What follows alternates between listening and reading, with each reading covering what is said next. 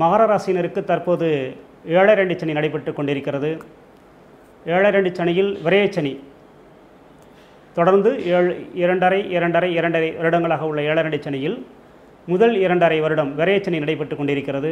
இந்த விரயச்சனி என்பது சுப செலவுகளை உண்டு பண்ணி கொடுக்கும். அது பொங்கு சனிக்காரர்களுக்கு சுப செலவுகளை உண்டு பண்ணி கொடுக்கும், முதலீடு சார்ந்த செலவுகளை உண்டு பண்ணி கொடுக்கும். மங்கு சனிக்காரர்களுக்கு முதல் 30 வயது உட்பட்டவர்களுக்கு மங்கு சனிக்காரர்களுக்கு விரயச்சனி வீண் விரயங்களை உண்டு பண்ணி கொடுக்கும். அந்த 30 வயதுக்கு உட்பட்டவர்கள் தொழில் சார்ந்த முதலீடுகளை தவிர்ப்பது நல்லது. வேலை சார்ந்த வகையிலும் பணம் கொடுக்கல் வாங்கல் விஷயத்திலும் கவனமாக இருந்து கொள்ள வேண்டும். முடிந்தவரை தவிர்ப்பது நல்லது.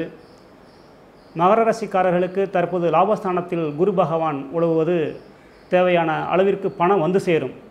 ஆனால் பணம் வருகிறது என்பதற்காக தேவையில்லாத விஷயங்களில் பண முதலீடுகளை செய்வது தவிர்க்க வேண்டும். பொங்கு சனிக்காரர்கள் கூடுதலாக முதலீடு செய்து கொள்ளலாம். தைரியமாக நம்பி முதலீடு செய்தால் யோகம் உண்டாகும், வருமானம் உண்டு பண்ணி கொடுக்கும், முதலீடுகள் திரும்ப கிடைத்துவிடும். ஆனால் மங்கு சனிக்காரர்கள் முதல் சுற்று 7.5 சனி நடைபெற்று கொண்டிருப்பவர்கள் தொழில் முதலீடுகளை 1க்கு 2 முறை யோசிக்க வேண்டும், அகலக்கால் வைத்துவிடக்கூடாது.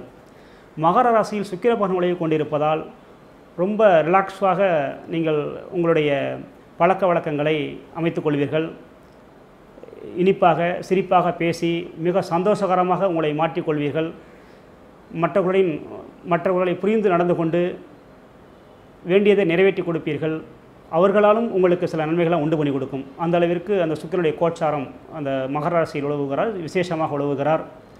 அடுத்து 2ஆம் இடத்தில் சூரிய பகவான் நுழைவு கொண்டிருக்கிறார். 2ஆம் அதிபதியான சனி பகவான் 12ஆம் இடத்தில் உழவுகிறார்.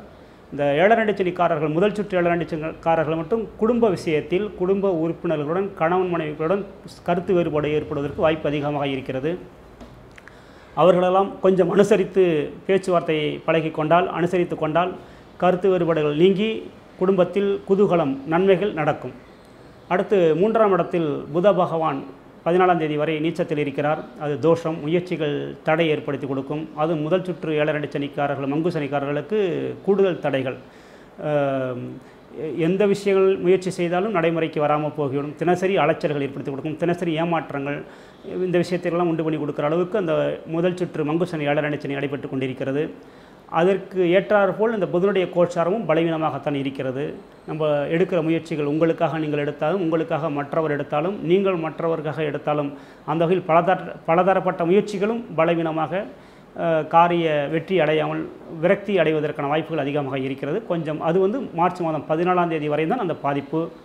மார்ச் 14ஆம் தேதிக்கு பிறகு நீங்கள் எடுக்கக்கூடிய ஒவ்வொரு முயற்சிகளும் உங்களுக்கு உறுதுணையாக காரிய வெற்றியாக அமையும். காரிய சித்தி கண்டிப்பாக உண்டாகும். மார்ச் 14ஆம் தேதி வரை முயற்சிகளில் கொஞ்சம் அமைதி காப்பது நல்லது. அடுத்து 4ஆம் இடத்தில் செவ்வாய் பகவான் விசேஷமாக இருக்கிறார். கல்வி சார்ந்த முன்னேற்றங்கள், விளையாட்டுத் துறையில் ஆர்வம், விளையாட்டுத் துறையில் பரிசு பாராட்டுகள் வாங்குவது, கல்வியில் நினைத்த மதிப்பெண் எடுப்பது, தேர்வில் கண்டிப்பாக தேர்ச்சி பெற்று விடுவீர்கள். 7.5 சனி நடந்தாலும் கல்வியில் எந்த பாதிப்பும் கிடையாது. உங்கள் உழைப்புக்கேற்ற மதிப்பெண்களை நீங்கள் தேர்வுகளில் பெற்றுவிட முடியும். இந்த 7.5 சனி நடப்பது நீங்கள் கல்விக்காக உங்களை அதிகமாக நீங்கள் வருத்தி கொள்ள வேண்டாம். தூக்கத்தை விட்டெல்லாம் படித்து உங்களை கஷ்டப்படுத்தி கொண்டால் நீங்கள் பரீட்சை எழுத முடியாமல் கூட போய்விடும். அதனால் தூக்கம் சம்பந்தப்பட்ட விரயஸ்தானத்தில் தூக்கஸ்தானத்தில் தான் நித்திரை ஸ்தானத்தில் தான் 7.5 சனி நடந்து கொண்டிருக்கிறது உங்களுக்கு மகர ராசியினருக்கு. அதனால் மாணவர்கள், பரீட்சை எழுதக்கூடிய மாணவர்கள் கல்விக்காக பரீட்சைக்காக நித்திரையை அளவோடு தான் அனுபவிக்க வேண்டும். அளவுக்கு மீறி நித்திரை விழித்து கண் விழித்து படித்தால் பரீட்சையில் எழுத முடியாமல் கூட போய்விடும். அது தூக்கம் பரீட்சை எழுத முடியாத அளவுக்கு பாதிப்பை உண்டு பண்ணிவிடும். அதனால் தூக்கத்தையும் நீங்கள் அனுபவிக்க வேண்டும், பரீட்சைக்காகவும் மெனக்கட வேண்டும். ஆக அதிகமாக நீங்கள் நித்திரை வெடித்து செயல்படக்கூடாது. அதில் கொஞ்சம் கவனமாக இருந்து கொள்ள வேண்டும். அப்படி இருந்தால் கல்வி ஸ்தானத்தில் 4ஆம் இடத்தில் இருக்கக்கூடிய செவ்வாய் உங்களுக்கு கூடுதல் நன்மைகளை, கல்வி ரீதியான மதிப்பெண்களை உங்களுக்கு ஏற்படுத்தி தருவார். அடுத்து 5ஆம் இடம். 5ஆம் இடம் யோகத்துக்குட்பட்ட ஒரு அமைப்பாக இருக்கிறது. தேவையான பணம் வந்து சேரும். சுற்று வட்டாரம் பழகிய வட்டத்தில் இருக்கக்கூடிய விஐபிகளுடைய ஆதரவுகளை உண்டு பண்ணி கொடுக்கும். அடுத்த கல்வி ஆண்டில் நீங்கள் என்ன படிக்க நினைக்கிறீர்களோ அதற்கான முயற்சிகள் தற்போது உங்களுக்கு அனுகூலமாக இருக்கும். அந்த முயற்சிகளெல்லாம் திருவினையாக்கும். அந்த அளவிற்கு நீங்கள் தைரியமாக மெனக்கடலாம். அடுத்து 6ஆம் இடம் கடன் நோய் எதிர் சம்பந்தப்பட்ட ஸ்தானம். இந்த இடத்தில் மார்ச் 6ஆம் தேதிக்கு பிறகு மார்ச் 7ஆம் தேதிக்கு பிறகு ராகு 6ஆம் இடத்திற்கு வருகிறார். கடன் நோய் எதிரி சம்பந்தப்பட்ட ஸ்தானம், கடன் பிரச்சனைகள் தீரும், எதிரிகள் தொல்லை குறையும், ப்ளஸ் எதிரிகளே இல்லாமல் ஆகிவிடுவார்கள். ஏனெனில் எதிரிகளெல்லாம் உங்களை நண்பர்களாக்கிக் கொள்வார்கள். அடுத்து நோய் சார்ந்த செலவுகளும் குறையும். மங்கு சனிக்காரர்கள் தேவையில்லாமல் அலைந்து தெரிந்து தூக்கம் இழிப்பது மூலமாகவும் அல்லது அசாத்திய துணிச்சல்கள் மூலமும் சில விஷயங்கள், சில போக்குவரத்து சார்ந்த வகையில் சட்டத்திட்டங்களை கடைபிடிக்க வேண்டும். சட்டத்திட்டங்களை மீறி, போக்குவரத்து விதிமுறைகளை மீறி பயணிதம் செய்தால் அதனால் சில பாதிப்புகளும் ஏற்பட்டு அது சார்ந்த மருத்துவ சூழலும் ஏற்படுவதற்கு வாய்ப்பு அதிகமாக இருக்கிறது. இந்த போக்குவரத்து விதிகளை கடைபிடிப்பது உங்களுடைய கட்டுப்பாட்டில் தான் இருக்கிறது. உங்களால் முடியும். அந்த முடிகின்ற விஷயத்தை நீங்கள் ஃபாலோ செய்தால் போதும். அதை பயன்படுத்தி அதை ஃபாலோ செய்து அந்த விதிமுறைகளை கடைபிடித்தால் உங்களுக்கு பயணங்கள் ரீதியாக எந்த பாதிப்பும் வராது. அப்படி பாதிப்பு வராத பட்சத்தில் மருத்துவ செலவு வராது.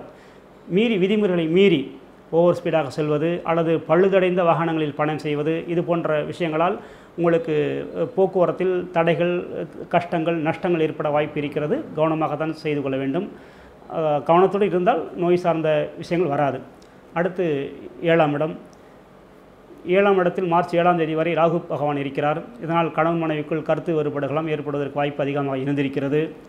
கணவன் யாரோ, மனைவி யாரோ, அவர்கள் யாரோ, இவர்கள் யாரோ என்று அந்த ஒரு பிடிப்பு இல்லாமல் இதுவரை வாழ்வதற்கான வாய்ப்புகள் அதிகமாக இருந்திருக்கிறது.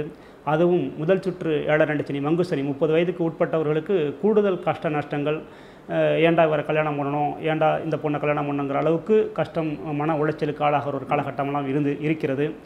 அந்த பிரச்சனைலாம் தீர்வதற்கான வாய்ப்பாகவும் இந்த ராகு பேச்சு அமைகிறது. மார்ச் 7ஆம் தேதிக்கு பிறகு அந்த பிரச்சனைகள் குறைந்து, ஏனெனில் புது புது பிரச்சனைகளை உருவாக்கி கொண்டே இருப்பார்கள். அந்த பிரச்சனைலாம் இந்த மார்ச் 7ஆம் தேதியோடு போய்விடுகிறது. மார்ச் 7ஆம் தேதிக்கு பிறகு கணவன் மனைவி அந்யோன்யம் நல்லபடியாக, ஸ்ட்ராங்காக, திருப்திகரமாக அமையும். ஓருயிர் ஈருடலாக வாழ்வதற்கான வாய்ப்புகள் அதிகமாக இருக்கிறது. கணவன் மனைவி அந்யோன்யம் யோகமாக இருக்கிறது. அடுத்து 8ஆம் இடம். மகர ராசிக்கு 8ஆம் இடம் அதிபதியான சூரிய பகவான் மார்ச் 14 வரை கும்ப வீட்டில் உழவுவது குடும்ப உறுப்பினர்கள் உங்களுக்கு நன்மை, அவர்களால் உங்களுக்கு நன்மை என்கிற அளவிலெல்லாம் யோகமாகத்தான் இருக்கிறது. அரசாங்க தரப்பு விஷயங்கள் மூலமும் கூடுதல் நன்மைகள் உண்டு பண்ணி கொடுக்கும். அடுத்து 9ஆம் இடம். 9ஆம் இடத்துக்கு அதிபதியான புத பகவான் நீச்சத்தில் உழவுகிற மார்ச் 15ஆம் தேதி வரை. அதனால் மகர ராசிக்காரர்கள் முயற்சி திருவினையாக்கும் என்று தீவிர முயற்சியில் ஈடுபடக்கூடாது. கொஞ்சம் பொறுமை காத்து தான் ஒவ்வொரு விஷயத்தையும் நாம் செய்ய வேண்டும். அப்படி செய்தால் எதிர்பார்த்த முயற்சிகள் சக்ஸஸ் ஆகும். அதே நேரத்தில் வீடு மனை சம்பந்தப்பட்ட ஸ்திர சொத்துக்களில் இருக்கக்கூடிய பிரச்சனைகள், வழக்குக்கு சார்ந்த பிரச்சனைகள், பங்கீட்டு பிரச்சனைலாம் அதிகமாக இருக்கும் இந்த கட்டத்தில் மார்ச் 14ஆம் தேதி வரை.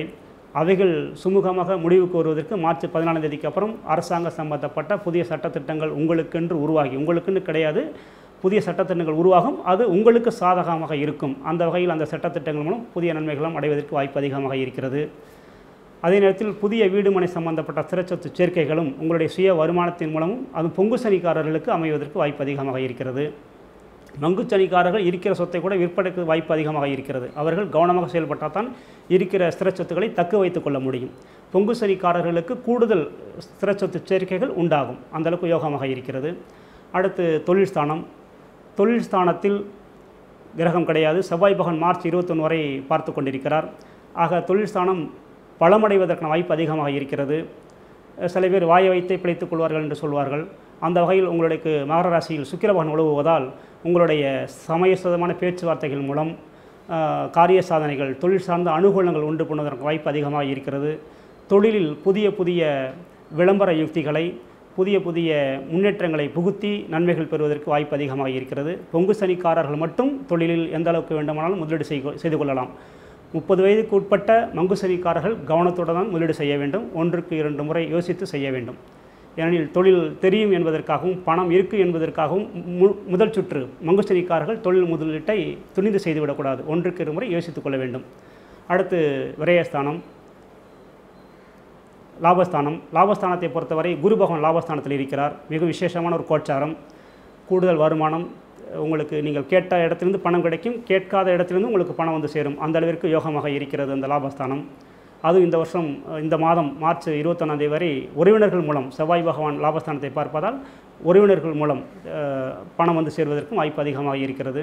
ஆக இப்படியெல்லாம் பணம்லாம் வருகிறதே என்பதற்காக இந்த முதல் சுற்று மங்கு சனிக்காரர்கள் தொழில் முதலீட்டை அகலக்கால் வைத்து விடக்கூடாது, கவனமாக செயல்பட வேண்டும். அடுத்து விரயஸ்தானம். விரயஸ்தானத்தில் சனி பகவான் நுழைவு கொண்டிருக்கிறார். உங்களுடைய ராசியாதிபதியான சனி பகவான் உழவுவதால் ₹1 ஆகக்கூடிய செலவிற்கு ₹2 செய்ய வேண்டிய ஒரு கட்டாயம் ஏற்படும். மேலும் இந்த கேது பகவான் 12ஆம் இடத்திற்கு போகிற மார்ச் 7ஆம் தேதி பயிற்சி அடைஞ்சு அந்த இதுவரை நடந்த வீண் செலவுகளை இனி பிரயோஜனமான செலவுகளாக செய்வதற்கு வாய்ப்பு அதிகமாக இருக்கிறது. இதுவரை இல்லாத அளவுக்கு ஆன்மீகம் சார்ந்த செலவுகளை, கோயில் சார்ந்த வழிபாடுகள், இந்த மாதிரி செலவுகளை செய்வதற்கு வாய்ப்பு அதிகமாக இருக்கிறது. இந்த மகர ராசிக்காரர்கள் ஆஞ்சநேயர் வழிபாடு செய்து கொண்டால் இந்த மார்ச் மாதத்தில் கூடுதல் நன்மைகளை பெறலாம் என்று கடவுள் அருள் டிவி நிறுவனத்தின் மூலம் வாழ்த்துகிறோம். வணக்கம்.